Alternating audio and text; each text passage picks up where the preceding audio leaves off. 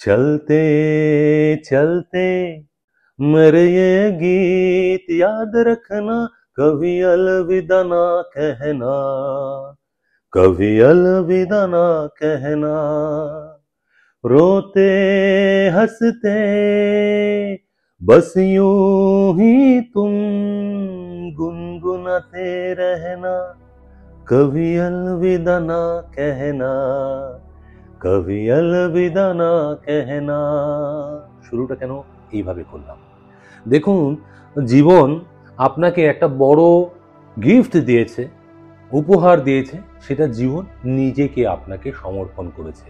আপনি যখন এই পৃথিবীতে এসেছিলেন, খুব ছোট্ট ছোট ছোট চোখ যেটা ফোটেনি, দুটো নাকের ফুটো যেটা একদম এখনো বোঝা যাচ্ছে না, মাথার চুলগুলো একদম একটু একটু একটু একটু, ভুরুগুলোর ওপরে একটু একটু একটু একটু চুল, মুখের ঠোঁটটা একটু একটু করে নড়ছে, ওই রকম একটা কুতু কুতু বাচ্চাকে আপনার বাবা মা ধীরে ধীরে বড় করলো তার সমস্ত পরিশ্রম দিয়ে। ওই যে কথায় আছে না, মারা 9 মাস পেটে ধারণ করে সন্তানকে, বাবারা 9 মাস ধারণ করে মাথায়। বাবা মা দুজনেই আমাদের ধারণ করেন, তারপরে আমাদের পালন করেন, তারপরে আমরা হয়ে উঠি পূর্ণ একজন মানুষ। তারপরে আমরা শুরু করি আমাদের ন্যায় অন্যায়, পাওয়া না পাওয়া সমস্ত কিছুর খতিয়ান। কেন এই টপিক দিয়ে আজকে শুরু করলাম? বহু মানুষ আমাকে এই কদিনের মধ্যে জিজ্ঞেস করেছেন, জিজ্ঞেস বলাটা ভুল হবে, আমাকে মেসেঞ্জারে পাঠিয়েছেন, আমাকে হোয়াটসঅ্যাপ করেছেন, আমাকে আরও নানাভাবে ফোনে বলেছেন, তুই ভালো আছিস তো? মন ঠিক আছে তো?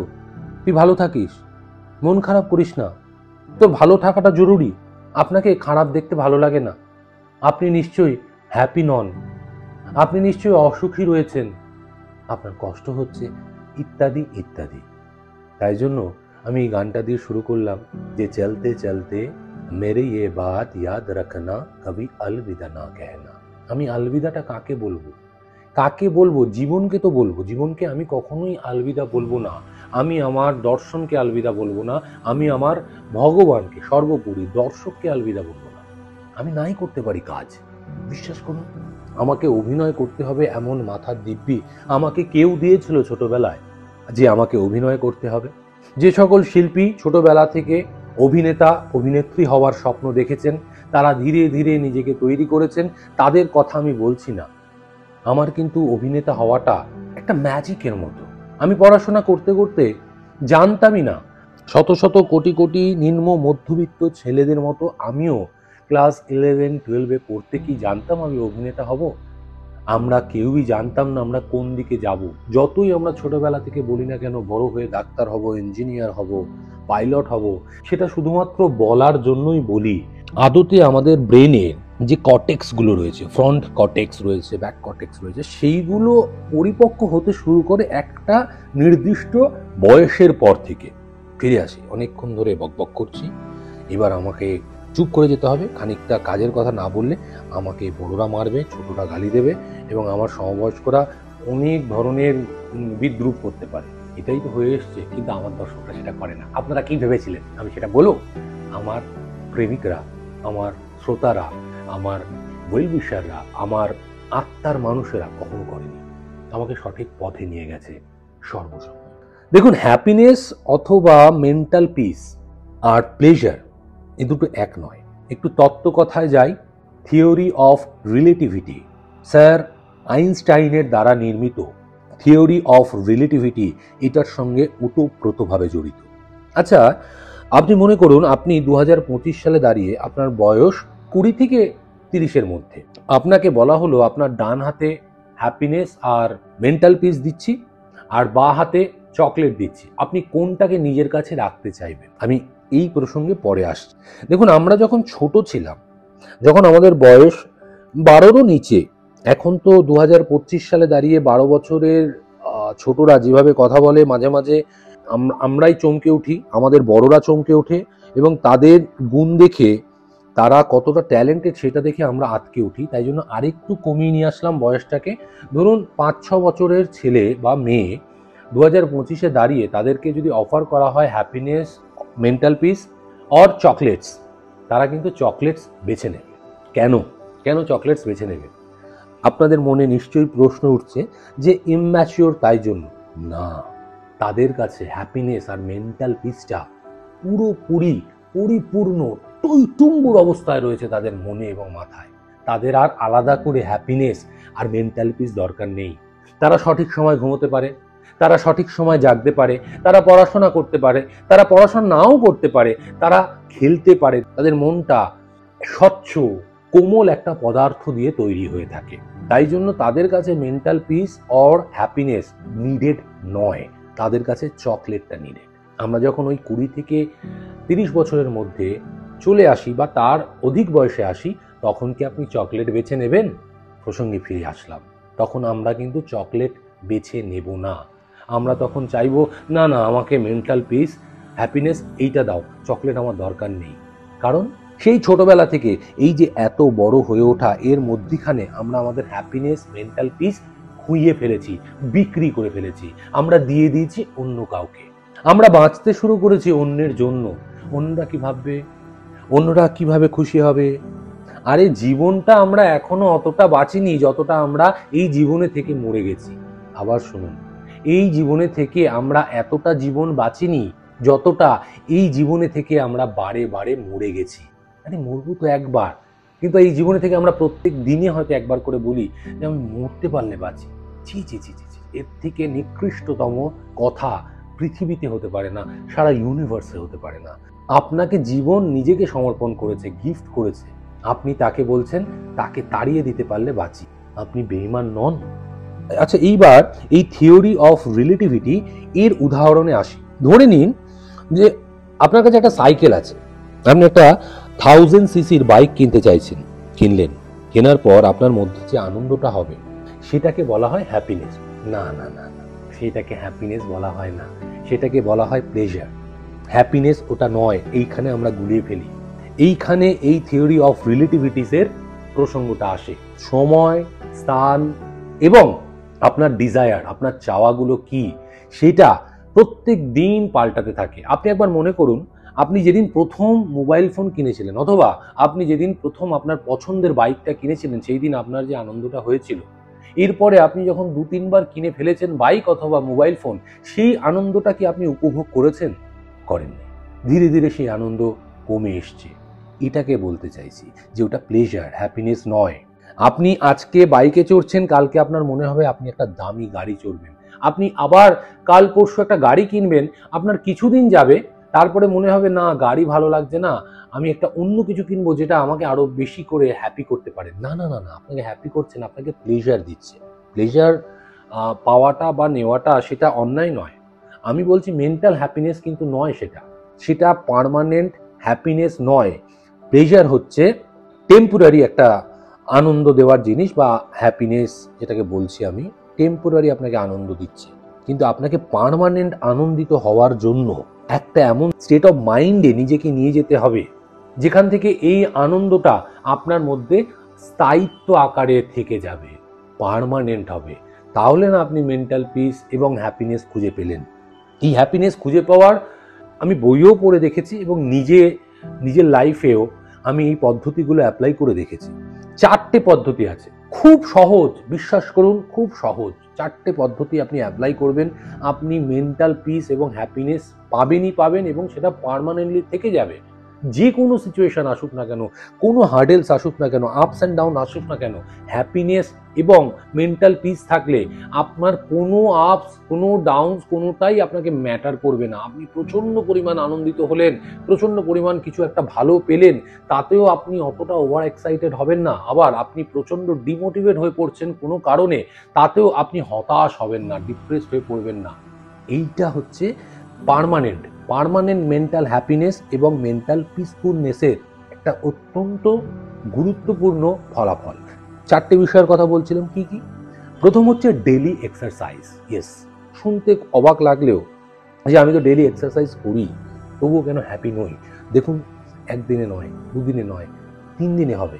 আরও 3টে পয়েন্ট আছে। আগে মেন্টাল হ্যাপিনেস পাওয়ার আপনাকে পদ্ধতিগুলো বলি।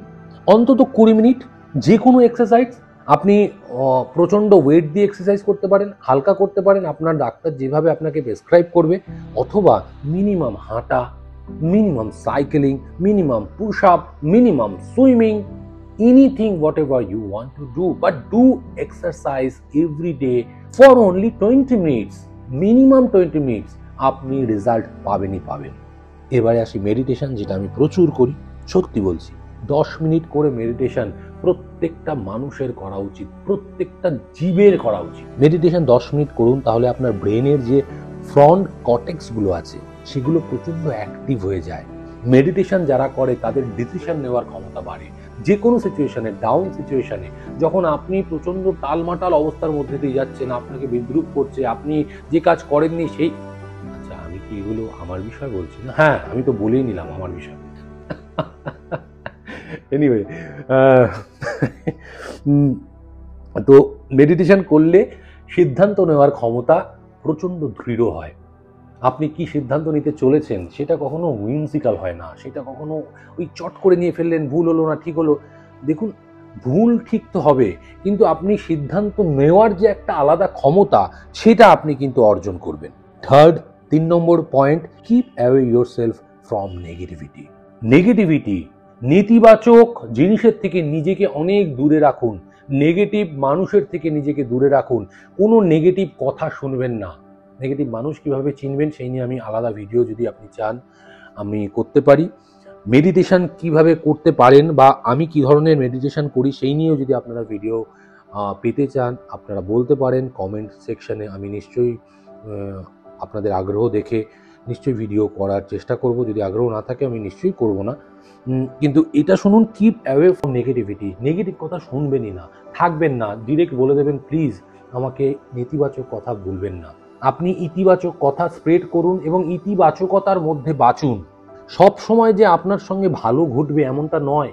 আপনি কি সারা দিন দিনের আলোর মধ্যে বসবাস করেন? রাত্রি আসে, আবার রাত্রি কেটে দিন আসে। আবার কেউ কেউ রাত পছন্দ করে, তাদের জন্য বলছি, আপনি কি সারা রাত যেমনটা কাটান তেমনই কি সারাটা দিন আপনি সেভাবেই কাটান? তার মানে খারাপ ভালো দুটোই আসবে, উপভোগ করতে হবে। এই উপভোগ করাটা বেশি পরিমাণ আপনি করতে পারবেন যদি আপনি রেগুলার নেগেটিভিটি থেকে নিজেকে দৃঢ়ভাবে, খুব ভেবে চিন্তে এবং কনসাসলি আপনি দূরে রাখতে পারেন। 4 নম্বর পয়েন্ট, গ্র্যাটিটিউড।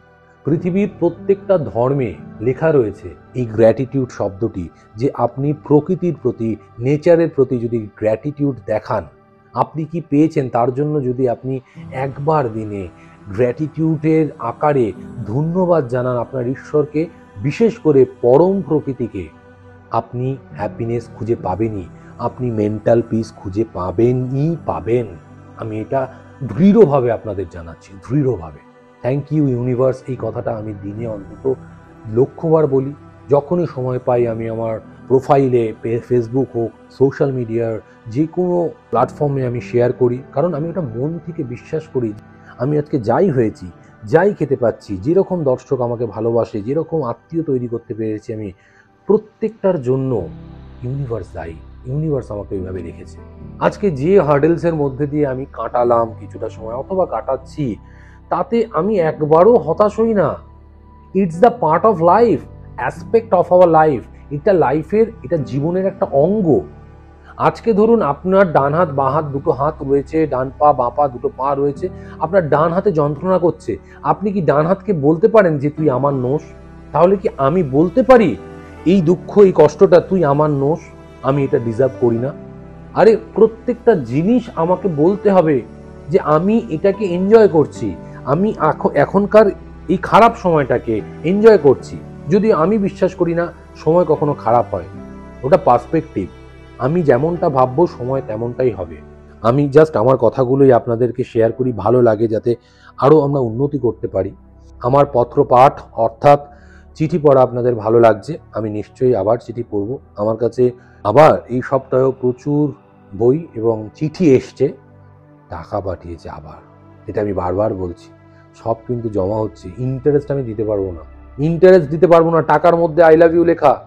শাহরুখ খানের আমি একটা পোস্ট শেয়ার করেছি, ফরা খান তাকে প্রশ্ন করছে, আরে শাহরুখ তুম कैसे? শাহরুখ খান মানে সব তুমকো क्यों इतना प्यार करते हैं?